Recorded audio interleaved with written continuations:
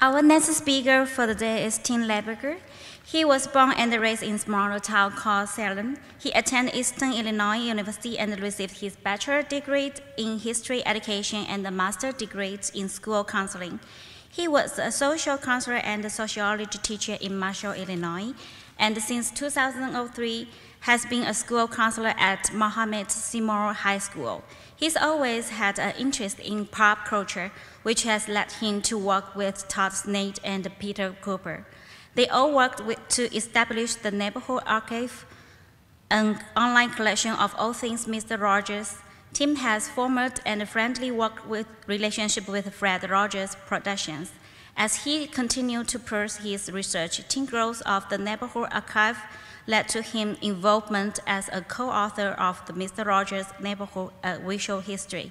He is an avid Chicago Cubs fan, Philadelphia Eagles fan, and a New York Knicks fan as well. He currently lives with his wife, Trisha, and their 5 kids in the Mohammed, Illinois.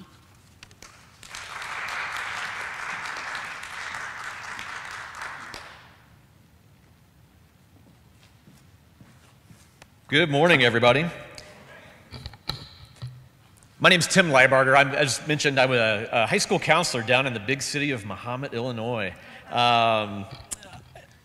What I'm here today to talk about, though, is not necessarily college-related, scholarship-related. It's Mr. Rogers-related, which may seem like an odd topic to be talking about as a 46-year-old man standing here on a stage in front of you today. But let me explain a little bit of a background. I've always had a passion for pop culture. I've always had a passion for the things I grew up with in the late 70s, into the 80s, and into the early 90s. I have to ask up front, who of you grew up watching Mr. Rogers or have any idea who Mr. Rogers? Okay, thank you. In talking with some of my students now, they look at me like a deer in headlights when I mention anything with Mr. Rogers' Neighborhood, and it's kind of daunting to where at least I know that you know what I'm talking about here, and we can talk on that level. But I've had the opportunity through just pop culture interest to write articles for different magazines, to appear on a few different podcasts. Just a few weeks ago, I was one of the talking heads on a TV documentary about the Karate Kid. Somehow I fell into that. And so, but I guess my main interest has always been, for about the past 15 years, I've gotten just neck deep in Mr. Rogers' Neighborhood. It happened by chance, completely right place at the right time. I was looking online one night for information about a record my brother and I had when we were really small. It was a Mr. Rogers record, of course, and I was blown away by the fact that there was nothing out there. There was not a website out there that was like an all-encompassing, dedication to Fred Rogers and the things that he's done as a professional, as an educator, as an entertainer. There was nothing, and so the way my brain works, that's a hole in the internet that needs to be filled. So why not fill it, right? And so I chose to start. Blogs were real big at the time, and I started in blog format a website called the Neighborhood Archive. And to my amazement, it caught like wildfire. Within weeks, I was hearing from people around the world sharing their own Mr. Rogers stories and their appreciation and their own details, and it just grew and grew into this massive online archive of information about all 900 some episodes, all of his music, all of his background work, his books, the people that worked with him, and so on. So all of that to say, that evolved into about 2.5 years ago, the book that was mentioned, Mr. Rogers' Neighborhood, A Visual History, came out. And that's when I was contacted to be a part of this. And then, of course, as we all know, COVID hit. And here we are 2 years later, and I'm going to talk about this 2.5 years later, right? And so with the Visual History book, we had an opportunity, myself and 2 other authors that we all 3 worked together on this project, had the opportunity to go to the actual Mr. Rogers archive, not my online one, but the real archive, to go through some old memorabilia and go through the old props and the set pieces and all sorts of things from the actual program, which was really cool to do at the time. But it put a lot of information in my head that even after building this website hadn't been there. And so that brings me to the topic that I chose for today. It was based on a quote that I had come across that really stuck with me as we were researching for that book. And that quote is from Fred himself, from Fred Rogers. He said, "Imagine what our neighborhoods would be like if each of us offered, as a matter of course, just one kind word to another person." It's very simple, a very simple thought, a very simple concept. in theory, but in practice, that's a whole different story. And so, I'd like to just ask, who doesn't like, this is of course a rhetorical question, but who doesn't like compliments? Who doesn't like kind words? It can be something as simple as, I like your scarf. It could be, something as simple as, hey, I really appreciate your help yesterday. And those compliments don't have, or kind words don't have to be compliments. They can be affirmations. They can be comments of appreciation. Just earlier this week, my daughter, she's in 6th grade this year, and she had some homework to do. She'd been putting it off all night and all night. Finally, I said, hey, we need to get going on this. And she said, can I watch some TV while I'm doing this homework? I said, no, you just need to go in the other room and work on your homework. And without question, she just got up and went and did it, which, don't get me wrong, that's not like normal behavior in my house. We're not the Brady Bunch and everything's not perfect. But she got up and went and did her homework. And so it crossed my mind, like, just how helpful that was to me as a parent and how good that was of her as a student and as a kid. And so I could have just let it die there. But I chose to go in the other room and I said, hey, I want to tell you that I really appreciate you doing that. Really appreciate you not arguing about that.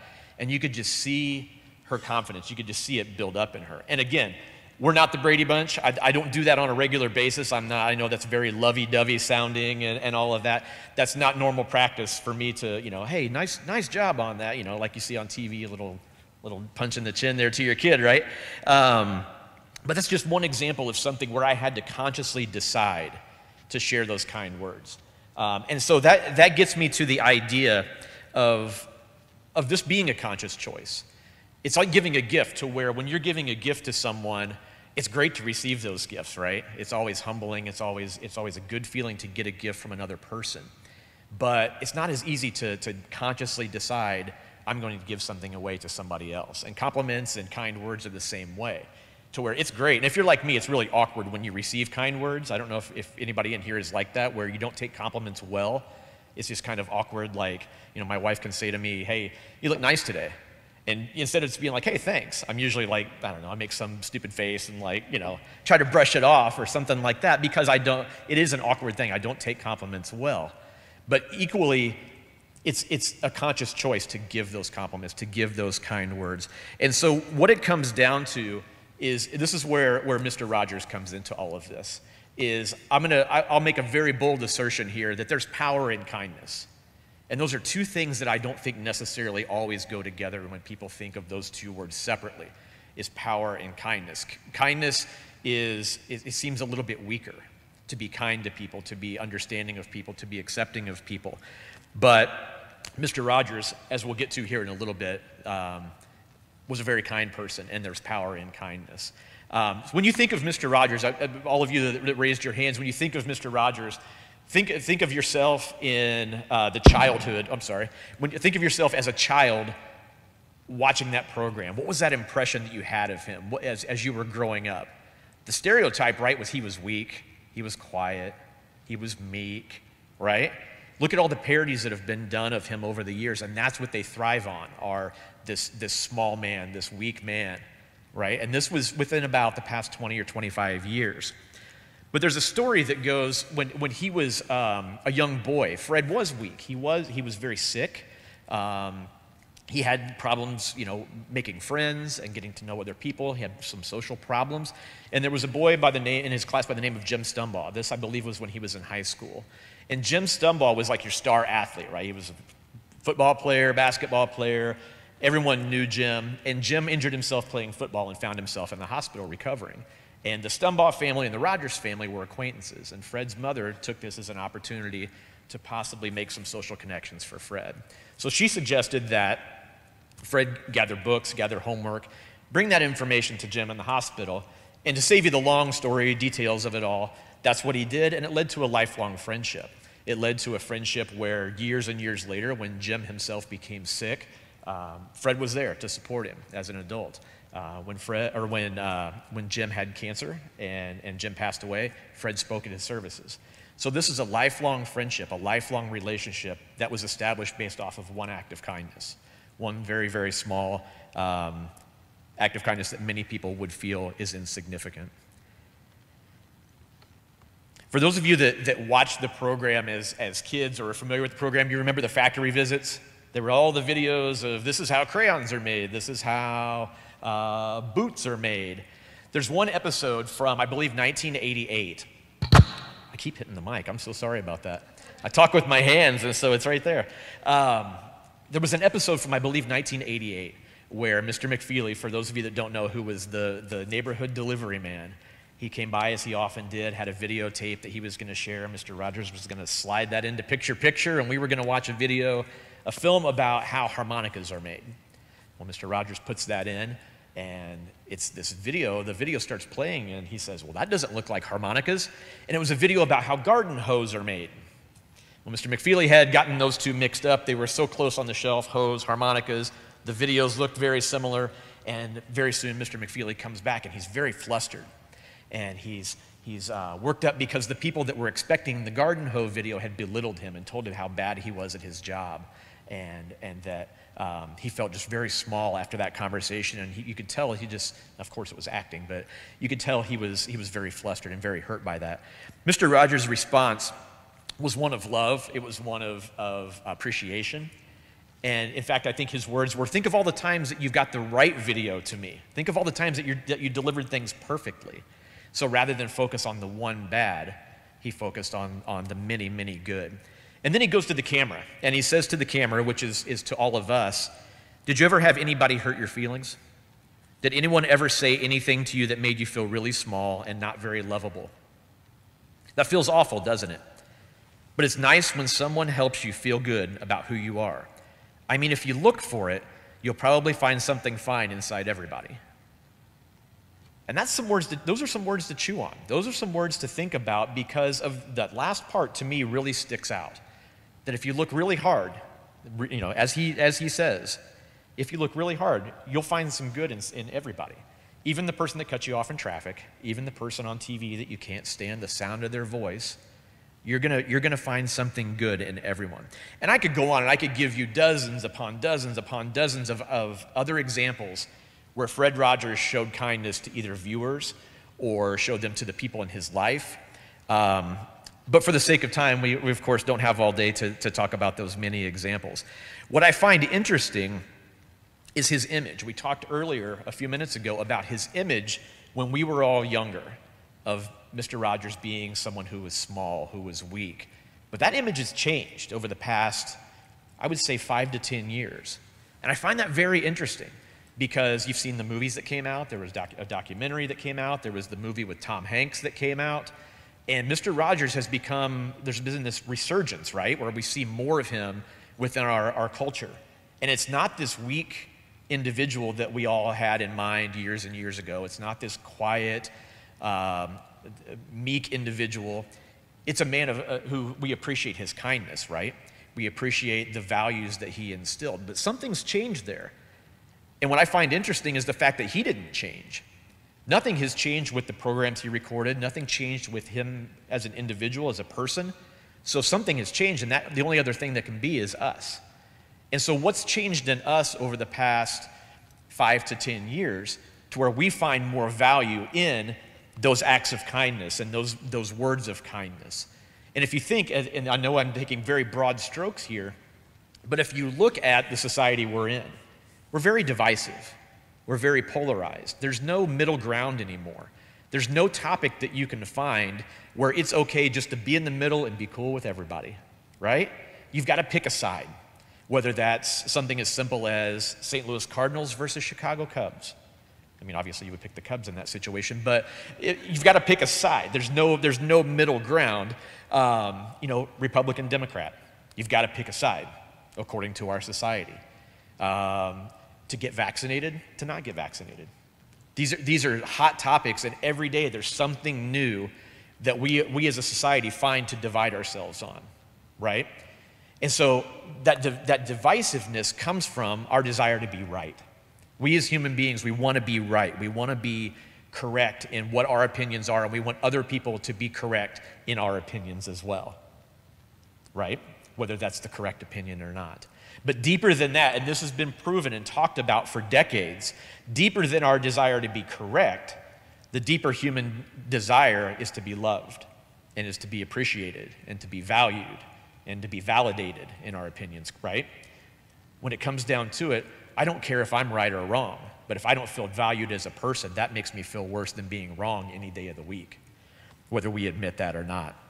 And so getting back to the idea of there being power in kindness, I did an interview with a gentleman by the name of Elliot Daly about 10 years ago it was. Elliot Daly was the executive vice president of a company called Family Communications, which was the company that Fred Rogers began. He founded it in the early 70s. And it eventually became Fred Rogers Productions that we know today. Elliot Daly said to me that Fred Rogers was one of the, if not the most powerful person he had ever met. And that kind of took me back to think of Fred Rogers, this weak man, right? This meek individual was powerful, the most powerful person Elliot had ever met. And Elliot mentioned, he went on to describe how Fred could command the attention of everyone in a room, no matter how big or small, just by his presence alone. And that command for attention was not based on his celebrity. It wasn't based off of him as a person. It wasn't based off of his money. It was based off of his character. It was based off of his personality and his kindness that he showed to all of those people around him. And I think ultimately that's what we want for ourselves. That's why Fred's image has changed, because ultimately we want that for ourselves, we want that for future generations, and we want that for our kids. I'll leave you with this. I'll wrap up just very briefly with, if you would think about, everybody's got a story, a horror story when it comes to customer service, right? Think about the places that everybody's got their list. I've got my list in the back of my head of businesses that I will never go back to because of the way I was treated by an employee or the service that they gave. Everybody's got those in their head, right? And that was all based off of those individuals' actions. Now, on the flip side of that, I've also got my list in my head at all times of places where I was treated very well, where I received amazing customer service. And those are places that I guarantee you I will go back to. And so look what there it is again. Look what the draw is there. I want to step back. Look what the draw is there to get you to come back versus keeping you away. It's those acts of kindness. Same thing for relationships. Think of times somebody may have said something to you that belittled you, that was hurtful. I've got my list. You want to spend time with those people that said those words to you? Probably not. Are you more likely to want to spend time with people who build you up and people who appreciate you and people who are kind to you? And of course the answer there is yes. And so when I look at the idea of success coming from Mr. Rogers' neighborhood, those two things coming hand in hand here, I look at it this way. In our relationships, in our future connections that we make, whether that be in business connections as we graduate college and go out and look for jobs, or whether that be in our current employment, whether that be in our classrooms, whether that be in our own households. Fred always used the term neighborhood, and our neighborhood doesn't have to be our literal neighborhood. This could be a neighborhood of just us here today. A neighborhood could be the people in your office, the people in your class. But as you grow these connections that you make, and as you thrive for success, it all comes back to one of Fred's most commonly quoted quotes, and it's these very simple ideas. There are 3 ways, you may have heard this already, 3 ways to ultimate success. You ready? Commit these to memory. Number 1, be kind. Number 2, be kind. And number 3, be kind. And those 3 things will eventually move you into successful relationships, which will help your future in business, in family, and in the community. Again, I'll leave you with the quote that I started with. Imagine what our neighborhoods would be like if each of us offered, as a matter of course, just one kind word to another person.